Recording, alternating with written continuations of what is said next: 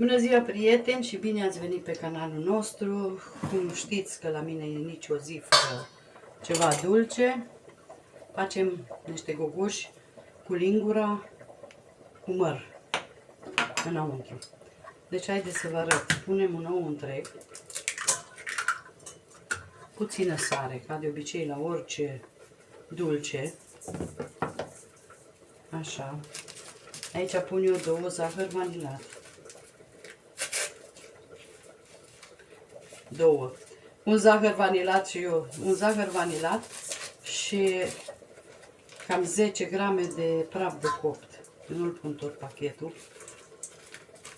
Pachetul meu are 15 grame. Deci un ou, un zahăr vanilat, 10 grame de praf de copt, puțină sare,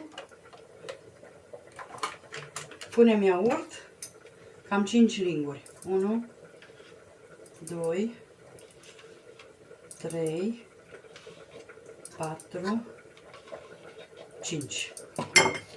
Deci lingurile mele sunt mari. Așa. 2 linguri de zahăr. 1, 2. Astea le amestecăm bine, bine. O să pun și puțină scorțișoară. Că e cu mult, nu?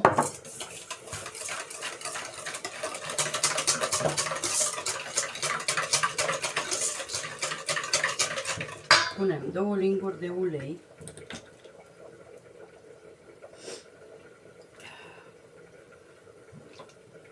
Așa.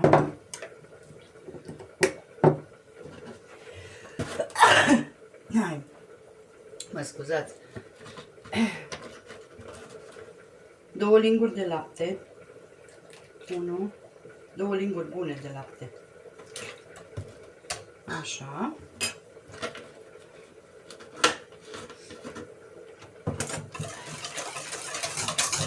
Deci mai vă spun o dată rețeta, ca să puteți să vă notați. Deci am pus un ou, un zahăr vanilat, un praf de copt 10 grame, puțină sare, 5 linguri de iaurt, 2 linguri de ulei, 2 linguri de lapte, puțină scorțișoară și 2 linguri de zahăr, dacă n-am spus. Și acum făină. Făină o să ne trebuiască cam 300 de grame de făină. Eu o pun la 8, dar cam 300 o să vă trebuiască.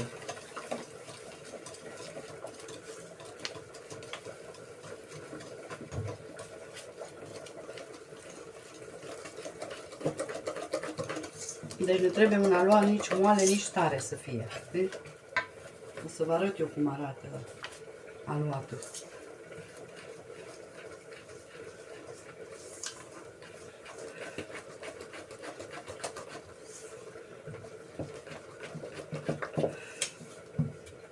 Puteți să puneți și lămâie dacă doriți.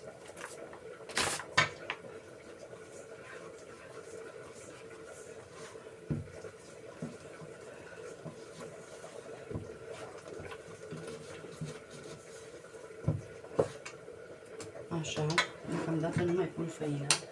Să pun mărul și vedem.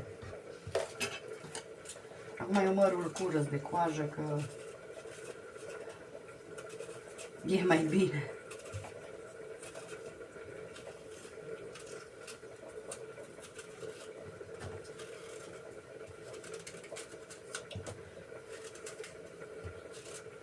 Așa.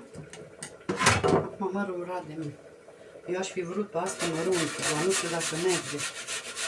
A, merge. Sau puteți să-l tăiați bucățele. Merge, că asta taie bine.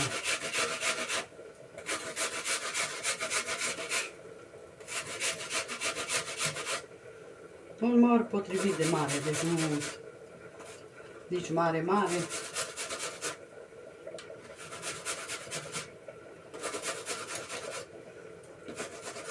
De-aia v-am zis că nu mai pun făină, ca să vedem după ce punem mărul cât mai trebuie.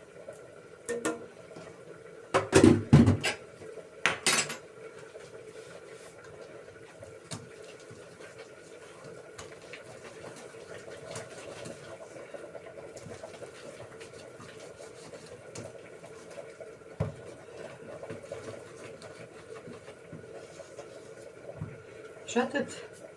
Nu mai trebuie făină. Vedeți? Deci el trebuie să cadă așa grămadă. Aveți ce să dați greș la asta. Dacă încercați cu lingura, dacă nu merge,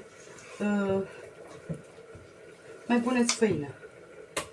Și gata, dacă vedeți că vi se împrăștie în ulei. Eu acum las să stea mai vreo 10 minute și după aia vă arăt ce fac cu el. Haideți să vă arăt. Înmuiem lingura așa în ulei.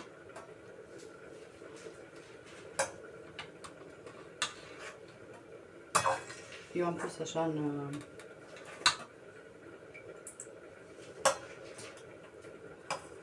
castron, sper să nu se prindă, că n-am făcut în asta niciodată.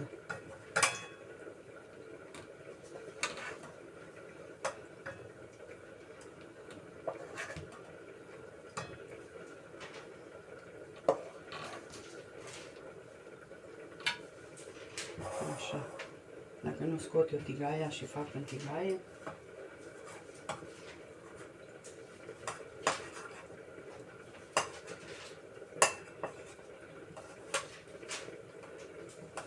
nu contează ce formă au, că de aia sunt făcute cu lingura.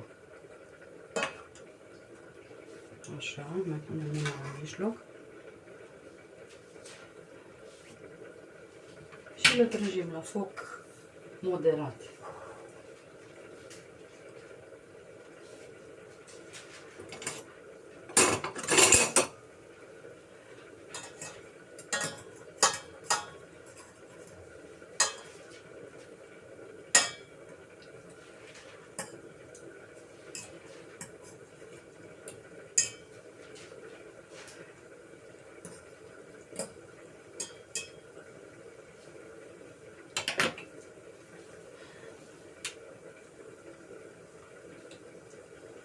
Prima tură știți că întotdeauna nu merge așa bine.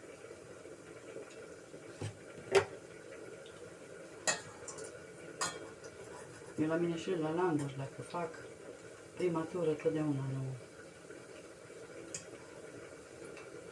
nu merge așa bine.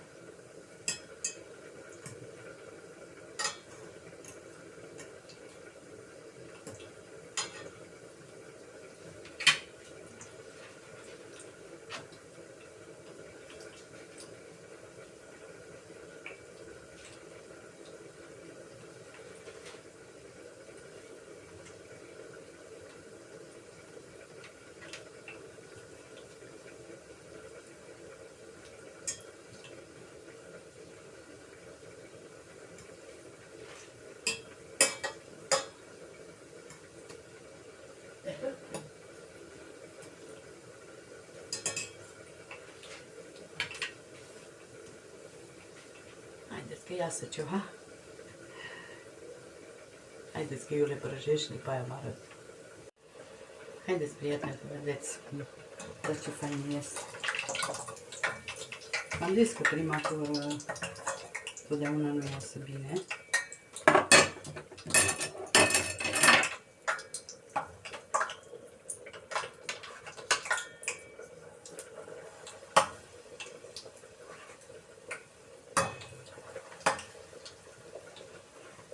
Acum eu așa le fac. Acum, dacă dumneavoastră aveți altă modalitate,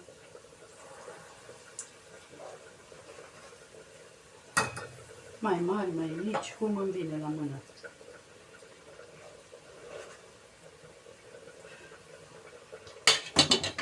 Uitați ce bine arată. Vedeți?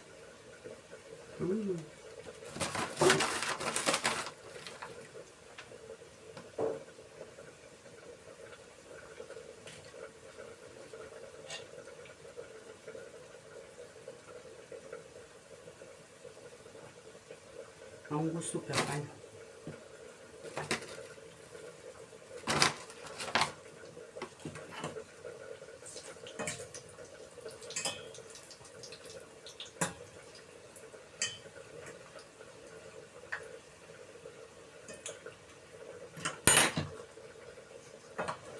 că mai aveam una acolo, toți.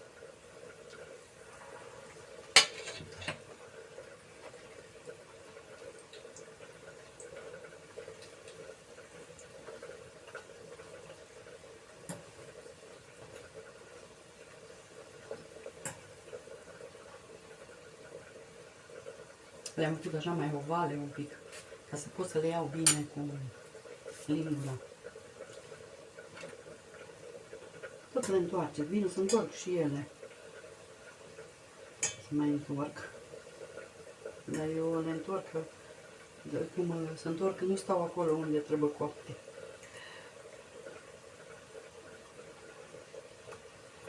Lăsați focul moderat, deci nu tare, că după aia vi le prinde afară și nu se coc înăuntru. Știți că vă ies destule, că am zis, salvatul așa trebuie să fie. Deci când cade, că cade grămadă.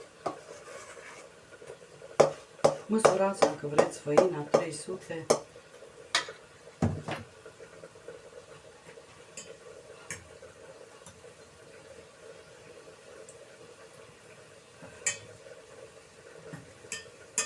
Hai să gata, că după aia trebuie să mă duc să îi fac și duș astăzi.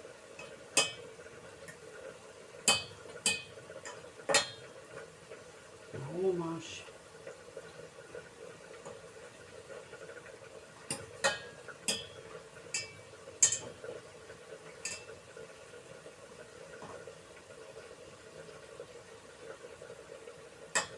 Vezi că nu vrea să stea acolo unde o pun eu.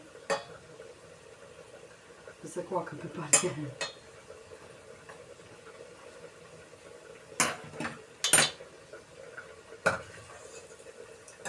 Dar ce faine sunt. Să le încercați. Că sunt super faine.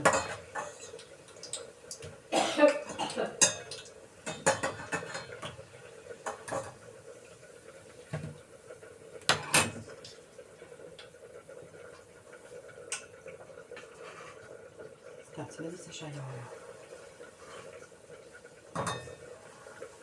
Chiar dacă le fac mai lunguiețe, dar să stea cât de cât grămadă.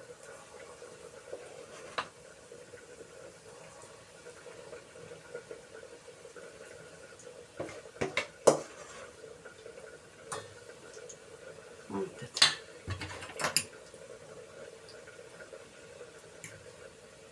Astea le pudrăm cu zahăr, o să le pudrez și cu scorțișoară, că avem măr.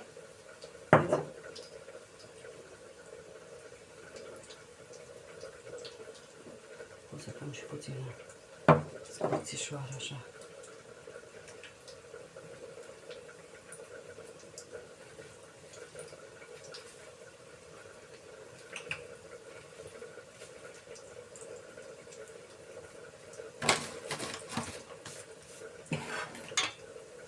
Vedeți ce fain să fac. Mi-am pus într-o vană mai mică, că nu consum atâta ulei. Și atunci ele trebuie să stea în baie din aia de ulei și atunci am zis că mai bine pun într-una din asta mică. Haideți că o să vă arăt finalul, să nu vă țin, că acum toată lumea știe să fac. Și uitați, dragile mele, cam atâtea mi-au ieșit. Uitați ce fain e lăs. Și uitați, așa arată. Na, că vreau să vă arăt interiorul. Uitați ce faine sunt. Acum vă fac eu poză de jos, că știți că întotdeauna poza de jos se vede mai bine, că așa e de sus. Au ieșit super faine. Și uitați, dragile mele, v-am zis că vă fac poză de jos. Uitați, au ieșit destule. Suficiente au ieșit. Și sunt delicioase. Sper să încercați și această rețetă, că nu o să vă pară rău.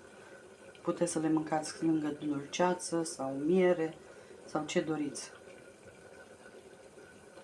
Vă mulțumim și o zi minunată vă dorim în continuare. Bye bye!